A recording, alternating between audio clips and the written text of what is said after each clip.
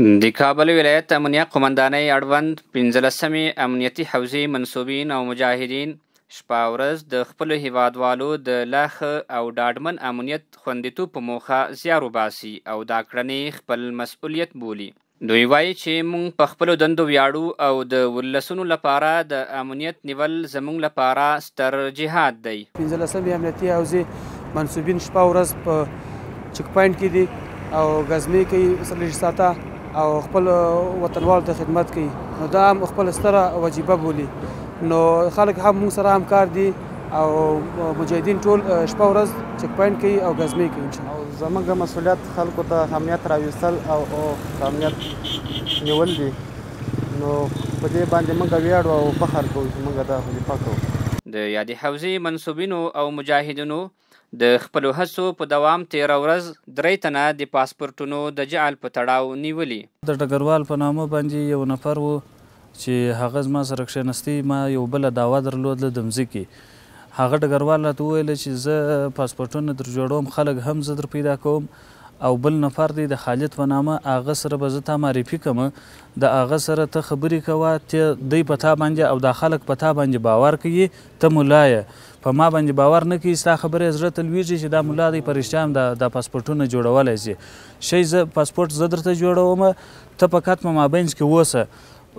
بیا خالد زما سره معرفي کوي، خالد چې زما سره معرفي کوي، خالد په $950 باندې پاسپورټونه نیولي وه، $100 یې ماته راکولې، $1.5 خالد اخیستلې، او ډګروال ویله چې هغه $300 زه بل چاته ورکوم چې ما ته پاسپورت جوړی او $100 ډګروال ته پشکی پاچیدلی. من با فامیلم ضرورت داشتم پاسپورت میگرفتم. امی مولایی صاحب که سندیوال دگروال صاحب بود. این دم شفاخانه است، همونجا کلینیک است. این دگروال صاحب ما کاکا میگیم. او جمعی آمد به خاطر پیچکاری یا فشار خودی مولایی صاحب اندیوال زونمو درمنتون والا است، دواخانه والا. از بوده درمنتون والا ما کتیزی معرفی شدیم، ما ضرورت داشتیم بر فامیلم پاسپورت میگرفتم، دستگیرها را دادیم، میره گفتیم هم که مولایی صاحب ما کار اصلی کار داریم. قضیه این رقم بود که نمی مولایی صاحب مجاهد مدت 2 ماه میشه که در درملتون نوی محبوب در قلعه زمان خان در نمی جایی همیشه می آمد. ما به خاطر مریضی خود که ما شکر هم داریم و تکلیف قلبی هم داریم، تا ما اوجا پیچکاری میکردیم، دوا میکردیم، دیگه میکردیم، 1 روز 2 روز 3 روز دمی 2 ماه متواتر که میامدیم میاموجا بود. کتیزی یک سلام علیکم شدیم، دیگه شدیم به دواخانه والا گفت که اگر کسی پاسپورت چیز میکنه گپ در بین ما و شما باشه، ما پاسپورت مشکلش حل میکنیم، در زودترین فرصت برازی پاسپورت میگیرم. د کابل 15مې امنیتي حوزې د کشف امیر قاری عبیدالله د پیښې او نیول شویو کسانو په هکله موږ ته داسې وایي. 2 ورځې مخکې یو ناصر په نامه یو کس راغی، ویل چې ما پاسپورت جوړ کړی ده، پاسپورټونه مې یو چاته ورکړي، پاسپورټونه جعلي وختله. نو بیا دا پیښه موږ تعقیب کړه، خو چې په دې پیښه کې هغه سړي د خالد نامې سره خبره کوله، یو پاسپورټ په $1000 خبره کړې وه. نو په همدې هغه باندې تلیفوني رابطې باندې خالد موږ ونیوه. خالد هم چې کله ونیو، خالد ویلې بس زه سره پوره همکاري کومه. خالد په دې پیښه کې ویل چې ډګروال موږ پول ارتباطي ده او ورسره یو بل مولوی ده چې ارک اوسیدونکی ځان معرفي کوي چې په ارک کې مې وظیفه ده. نو د ارک له نوم نه استفاده کوله. دوی مازدیګر ټیم و چې دغه $3000 یې ورو، دا 3 پاسپورټونه یې خالد نامې ته ورکوله. نو په دې کې خالد صاحب کمیشن کار ده او ډګروال پول ارتباطي دی او جوړی دا مولوي صاحب ورته.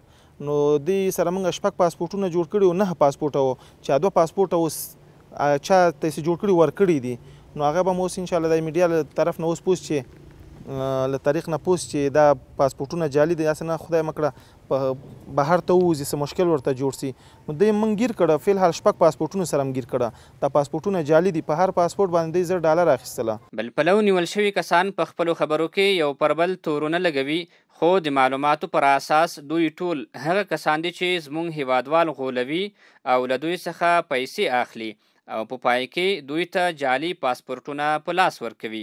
بل لور ته د کورنیو چارو وزارت د پاسپورټ لوی ریاست ویاند نورالله پتمن هم د یادو نیول شویو کسانو په هکله معلومات راکوي او له هیوادوالو غواړي چې خپلې پیسې په خپل لاس کمیشنکارانو او فساد پیشهګانو ته ورنکړي. د فساد سره مبارزه د پاسپورت ریاست په خپل لومړیتوبونو کې قرار لري چې خوشبختانه موږ په تیرو څو میاشتو کې سلګونه تنه کمیشنکاران، جالکاران، فساد کوونکي نیولي دي او عدلي او قضایي ارګانو ته مسپارلي چې په دې ترڅ کې تېره ورځ موږ هم ځینې کسان زموږ امنیتي کسانو نیولي دي چې د پاسپورت په برخه کې جالکاري کوله او په خپل هیوادوالو باندې د څو پیسو په مقابل کې جعلي پاسپورټونه ویشل. بلکې د آنلاین فورمې د ډکولو له لارې د پاسپورت د اخیستو لپاره قانوني اقدام وکړي.